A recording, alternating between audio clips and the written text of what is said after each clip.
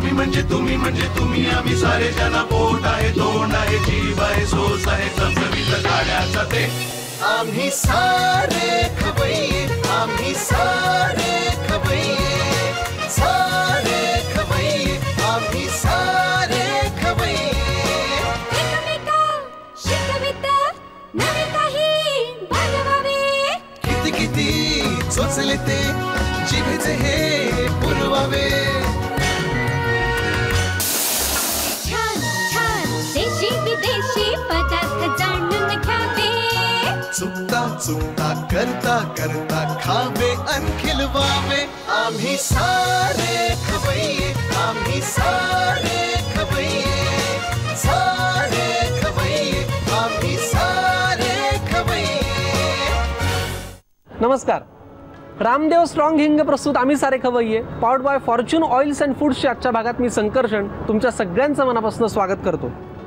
ओम ऐं ह्रीं क्रीं रेणुके वरवरदे भक्तष्टदे धनम देही यशो देही सकल शत्रुंनाशय अशी ही सगळ्या शत्रूंचा नाश करणारी धन धान्य यश देणारी देवी आणि या देवीचा हा नवरात्रोत्सव.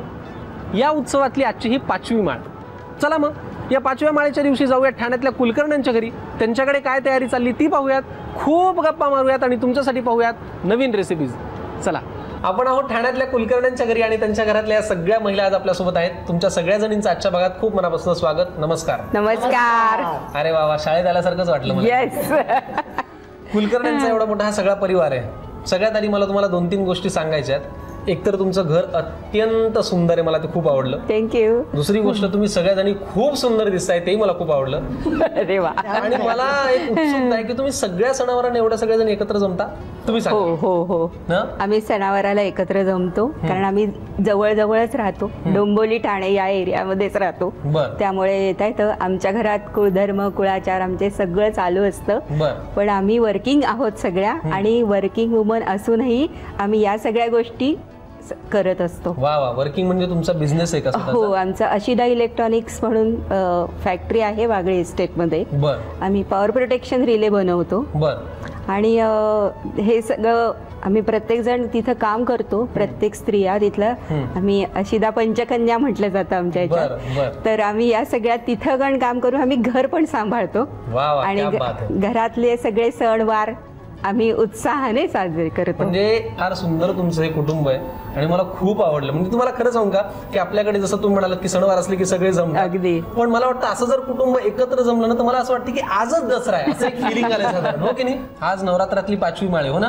हो, आज 5वी माळ आहे. म्हणूनच आमच्या लेखी आज आमच्या कुटुंबात आल्या आहेत कारण आम्हाला भोंडला करायचा आहे. भोंडला करायचा. हो, आमच्या वेदश्रीचा भोंडला आहे. भोंडला करण्याकरता सगळे आल्याने आम्ही खिरापत वगैरे पण करणार आहे वेगवेगळे. आता क्या बात आहे. म्हणजे आज आमच्या प्रेक्षकांना फक्त खवय्येगिरी नाही करायला पाहायला मिळणार आहे, तर सोबत भोंडलाही पाहायला मिळणार आहे. हो हो हो. किती छान. म्हणजे चला आज आपल्याला भोंडलाही पाहायला मिळणार आहे. आपण रेसिपी पण करणार आहोत. रेसिपी कोण करणार आहे? बाय द वे मी करणार आहे. तुम्हीच करणार आहात आणि दुसरी तुम्ही करणार आहात. वा, तयार आहात ना? हो हो. काय तुम्ही सगळ्याजणी जेव्हा एकत्र तुम्ही जमता वेगवेगळ्या सणांसाठी वगैरे, विशेष असा काही मेनू आहे जो सगळ्यांना खूप आवडतो? आम्हाला उंदियो सगळ्यांना फार आवडतो. उंदियो. बरं. असं सगळे उंदियो करतो आणि मग नंतर आम्ही वेगवेगळे असे पदार्थ करत असतो आणखीन स्पेशल असे. तुम्ही रेसिपी करणार आहातच. मला वाटतं या घरातल्या तशा मग अजून नवीन सुनबाई तुम्ही आहात. हो की नाही? तुम्हाला एकत्र कुटुंब वगैरे या सगळ्यात तुम्ही किती वर्षांपूर्वी आला? माझं आता 4 वर्षापूर्वी लग्न झालं. 4 वर्षांपूर्वी? हो, 4 वर्षापूर्वी. आणि आम्ही वर खालतीच राहत असल्यामुळे आमचा एकत्र इतका सहवास आहे की या सगळ्याची खूप मजा येते. आमच्याकडे वर्षातनं 5 दसरे होतात. 5 वेळा आम्ही एकत्र येतो. म्हणजे रोज तर भेटतच असतं पण 5 वेळा सारख्या सणांना कुळधर्मांना एकत्र येतो आणि खरंच खूप मजा येते. मजा येते. तुमचं माहेर कुठलं? मी ठाण्यातच. ठाण्यातलंच. तुमचं लव्ह मॅरेज काय मग? अरे देवा, असं होय. 5 दसरे वगैरे सगळं एवढं वातावरण. आमच्या घरात मी एकटीच अरेंज मॅरेज म्हणजे सगळे लव्ह मॅरेज. तुमचंही लव्ह मॅरेज सगळ्यांचं. चला, म्हणजे आशिदा परिवाराची अजून एक छानशी गोष्ट आपल्याला सगळ्यांचं लव्ह मॅरेज आहे. खूप छान. म्हणजे ही पण एक परंपरा तुमच्याकडे आहे. खूप बरं वाटलं मला तुमच्या आशिदे परिवारात, कुलकर्णी परिवारात येऊन आणि आता आपण जरा रेसिपीकडे बघूयात. आज नवरात्रातली 5वी माळ आहे आणि म्हणून मी तुमच्याकडे मुद्दाम आलोय पांढरा कुर्ता घालून, कारण आज पांढरा रंग आहे, हो की नाही? तर तुम्ही आज काय सादर करणार आहात? आज आमच्याकडे भोंडला सादर होणार आहे. आमच्या मुद्दाहून लेखी आल्या आहेत. आमच्या वेदश्रीचा आज भोंडला आहे. तर भोंडला करता म्हणजे पारंपरिक गाण्याबरोबर आम्ही नवीन गाणी सुद्धा रचलेली आहेत. तर ती सादर म्हणजे ती करता करता आम्ही खिरापतीला काय लागतं ना म्हणून वेगवेगळ्या रेसिपी करणार आहोत. फॅन्टास्टिक. चला, म्हणजे आज आपल्याला रेसिपी पण पाहायला मिळणार आहे आणि एक भोंडला पण पाहायला मिळणार आहे, हो की नाही? चला मग आपण आधी आता भोंडला करूयात आणि मग रेसिपीकडे वळूया. चालेल चालेल. हो हो हो हो. चला.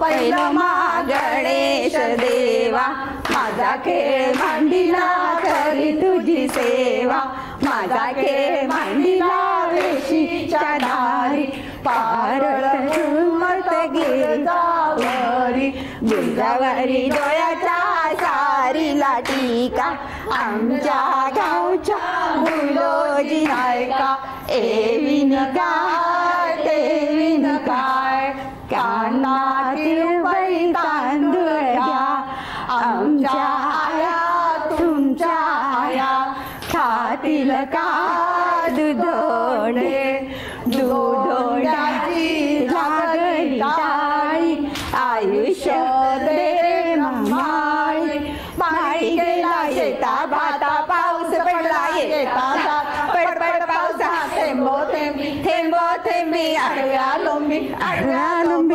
अंगणा अंगणा तुझी 7 वर्ष, भोंडला तुझी 16 वर्ष. तुमचंही पुन्हा एकदा मनापासून स्वागत. थँक्यू. आता तुम्ही छान भोंडला खेळलात, त्याआधी आपल्या गप्पा मारून झालेल्या आहेत. आता आपल्याला रेसिपी करायची. नक्कीच. रेडी ना? हो. काय करणार आहात तुम्ही? मी दाखवणार आहे गुलकंद गुलाबजाम. गुलकंद गुलाबजाम. हो. फॅन्टास्टिक. मला गुलकंद प्रचंड आवडतो. अरे मग तुम्हाला ही रेसिपी नक्की आवडेल. नक्की आवडेल ना? कोणी शिकवली ही रेसिपी तुम्हाला? ऍक्च्युली ही आईने शिकवली आहे, माझ्या आईने रेसिपी शिकवली आहे. बरं. तर म्हणजे आमच्याकडे माहेरी गोड खूप आवडतं, त्यामुळे गोड पदार्थ वेगवेगळे आम्ही भरपूर प्रयोग करत असतो, ट्राय करत असतो.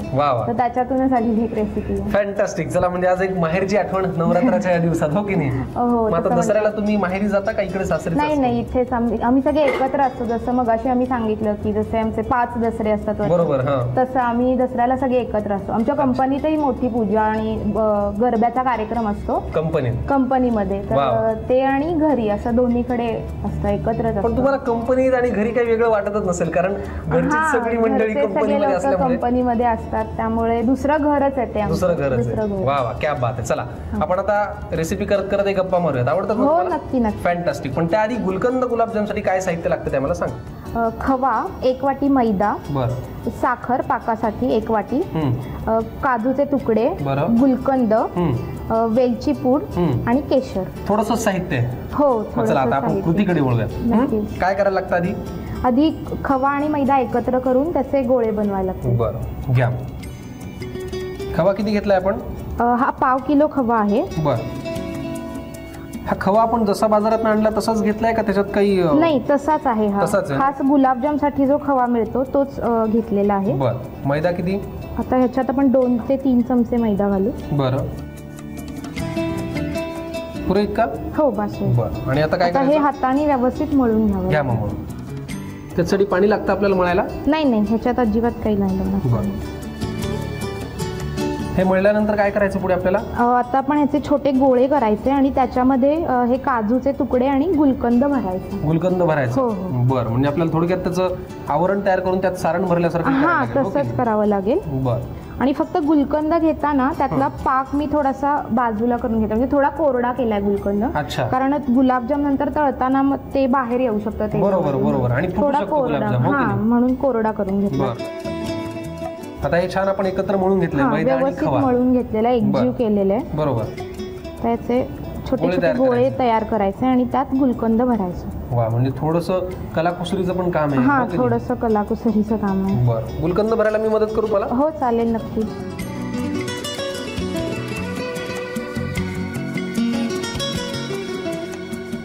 वा वा. आणि त्याचे परत एक गोल छान असा गोळा तयार करून घ्यायचा. व्यवस्थित त्याला आकार देणार आहोत. असे आपण किती करायचे आता? जेवढे तुम्हाला हवे असतील तेवढे. हा, मला अपेक्षित असं उत्तर मिळालेलं आहे. चला मग आपण आता हे असे गुलाबजाम अजून करून घेऊया.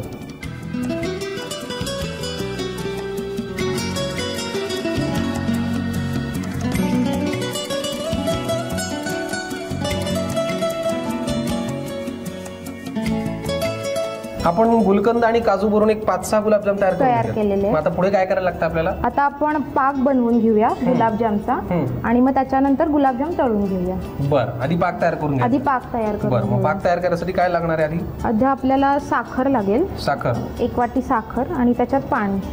1 वाटी साखर आणि त्यात पाणी. हा, बरं. साखर बुडेल एवढंच पाणी. ढवळायला लागेल ना तुम्हाला? हो. हे किती वेळात साधारण याचा पाक तयार होतो? एक 5 ते 7 मिनिटात तयार होईल. 5 ते 7 मिनिटात. हो.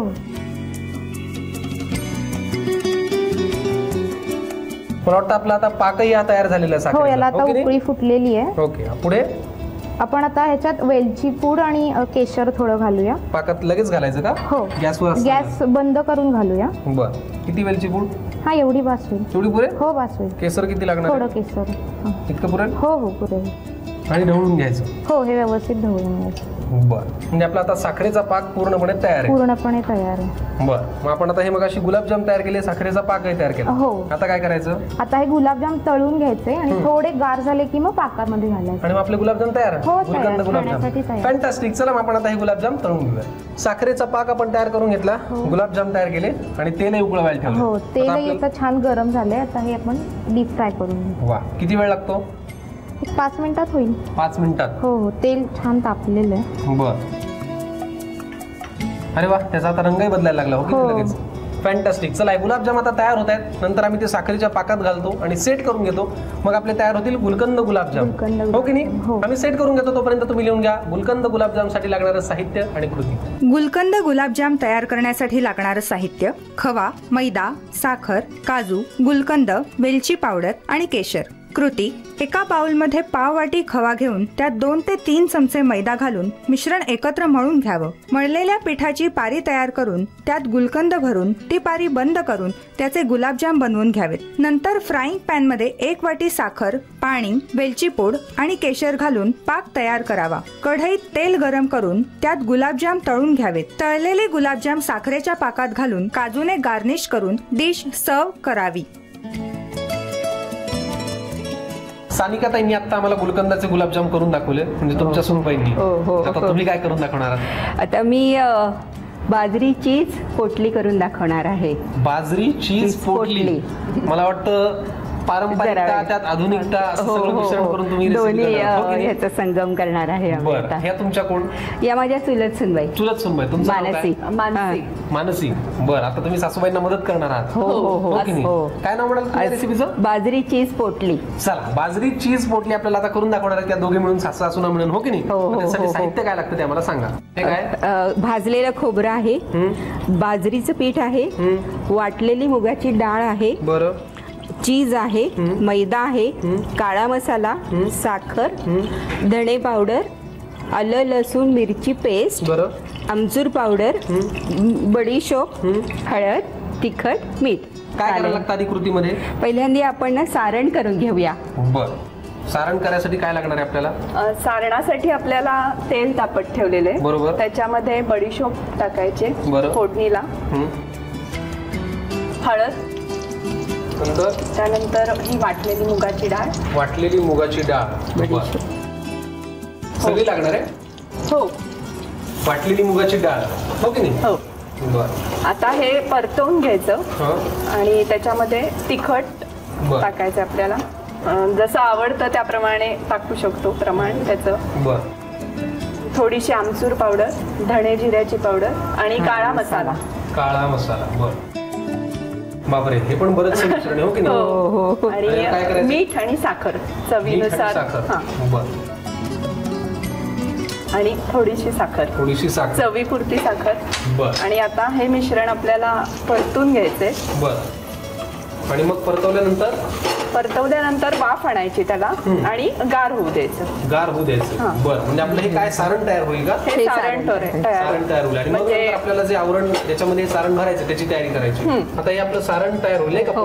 वाफ आली की किती वेळ लागतो याला वाफ येऊ द्यायला? 10 मिनिटं लागतात. सारण जास्ती असेल तर जास्त वेळ ठेवायचा. सारणाच्या प्रमाणानुसार त्याला वाफ येऊ द्यायला वेळ लागेल. कळलं का तुम्हाला?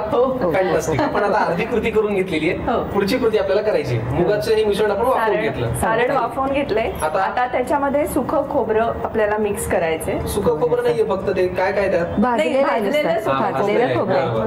ते रंग असल्यामुळे मला असं वाटलं की खसखस पण मिक्स केली की काय.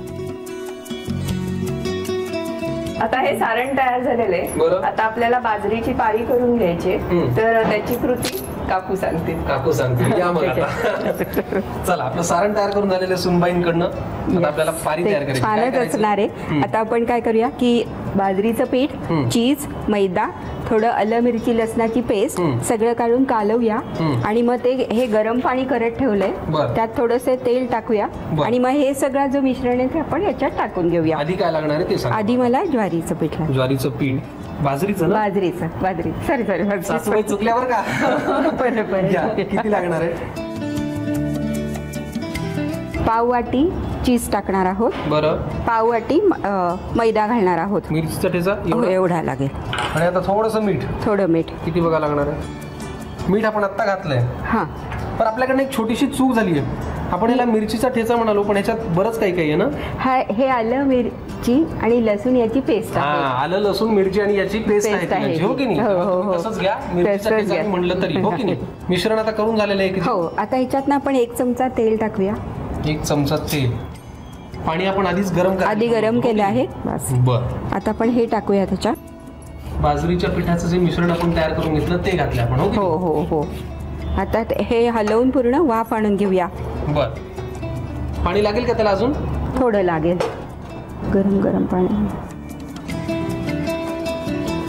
आपण तांदळाची उकड काढतो त्याप्रमाणे ही बाजरीची प्रमाणे करायची ही. बर.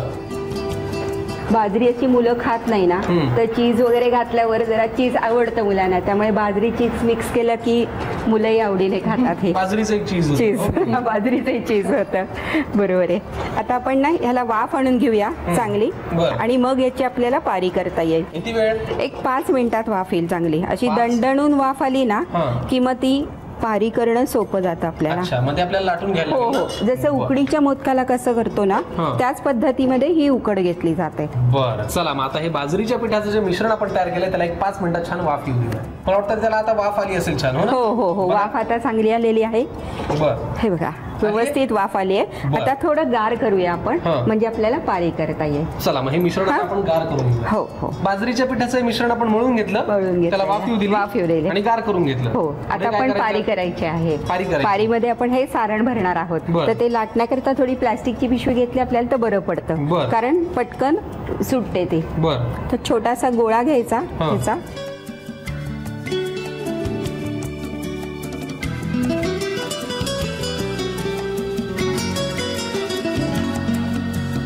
तर आता 1 चमचा देता मला. हो, घ्या ना.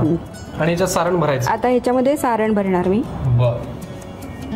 वा, छान. मला वाटतं आपण या प्लास्टिकच्या जागी बटर पेपर पण वापरू शकतो. हो, वापरू शकतो की नाही? वापरू शकतो. तुमच्याकडे बटर पेपर असेल तर तोही वापरू शकता. आणि त्याची आता ही अशी पिशवी करून घ्यायची. मोदकासारखं भरायचं. बरं. हे वरचं सारण येतं, हे असं पोटली करता येईल. अच्छा, बर. वा, छान. अशा आपण आता किती करून घेणार आहोत? आपण या पिठात येतील एवढ्या करूया. सगळ्यांना मिळायला पाहिजे ना घरामध्ये. बर, ठीक आहे.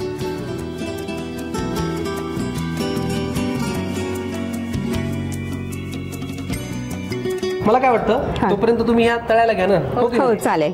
आणि तुम्ही पुढच्या तयारीला लागा. तुम्ही अजून पोटला करत राहा. हो, तेच सोपं. म्हणजे एकाच वेळेला आम्ही घरी असंच करत असतो. एक जण, एवढ्या जणी घरात जमल्या तरी सुद्धा आमचा स्वयंपाक लवकर तयार होतो. वा, छान. आता मला तुम्ही सांगायला, तळून घ्यायला किती वेळ लागतो? याला साधारणपणे ब्राउनिश कलर आला की त्या झाल्या असं समजायचं. म्हणजे 4 ते 5 मिनिटं लागतील. ओके, चला मग आता हे पोट भरेस्तोवर आम्ही या सगळ्या पोटल्या तयार करून घेतो. भूक लागली त्यामुळे तळून घेतो. तुम्ही पटकन घेऊन घ्यायच्यासाठी लागणारं साहित्य आणि कृती. बाजरी चीज पोटली तयार करण्यासाठी लागणारं साहित्य: खोबरं, बाजरीचं पीठ, भिजवून वाटलेली हिरव्या सालीची मुगाची डाळ, चीज, मैदा, काळा मसाला, बडीशेप, आमचूर पावडर, आलं मिरची लसूण पेस्ट, धणे जिरे पावडर, मीठ, तिखट, हळद आणि साखर. कृती: सारण तयार करण्यासाठी फ्राईंग पॅन मध्ये तेल गरम करून त्यात बडीशेप, हळद, वाटलेली मुगाची डाळ, तिखट, आमचूर पावडर, धणे जिरे पावडर, काळा मसाला, मीठ आणि साखर घालून त्यावर झाकण ठेवून वाफवून घ्यावं. नंतर या सारणामध्ये सुकं खोबरं घालून मिक्स करावं. नंतर दुसऱ्या बाउलमध्ये बाजरीचं पीठ, पाव वाटी चीज, पाव वाटी मैदा, आलं मिरची लसूण पेस्ट आणि मीठ एकत्र करावं. नंतर फ्राईंग पॅन मध्ये पाणी आणि तेल घालून त्यात बाजरी पीठ आणि चीजचं एकत्रित मिश्रण घालावं. फ्राईंग पॅनवर झाकण ठेवून एक वाफ येऊ द्यावी. बाजरीची ही उकड थंड करून त्याची प्लॅस्टिकच्या पेपरमध्ये पारी थापून घ्यावी. या पारीमध्ये सारण भरून त्याची पोटली बनवावी. ही पोटली गरम तेलात तळून डिश सर्व करावी. ठाण्यातल्या आजच्या भागात आपण आलो होतो कुलकर्ण्यांच्या घरी आणि तिथल्या सासूबाईंनी आणि त्यांच्या 2 सूनबाईंनी फार 2 छान बहारदार रेसिपीज आपल्याला करून दाखवल्या. मला मज्जा आली तुमच्यासोबत बोलताना, गप्पा मारताना. तुम्हाला कसं वाटलं? हो, खूप छान वाटलं रेसिपी करताना आणि तुमच्याशी गप्पा मारताना.